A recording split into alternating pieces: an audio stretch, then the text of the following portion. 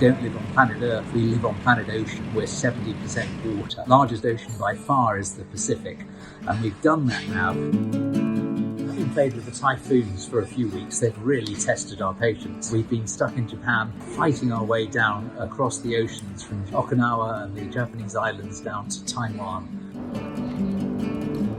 and finally across to Hong Kong.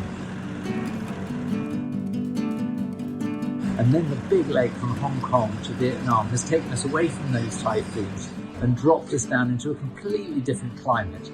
So now we're seeing openings in the weather and we're starting to make some good momentum. We've already gone from Vietnam into Thailand.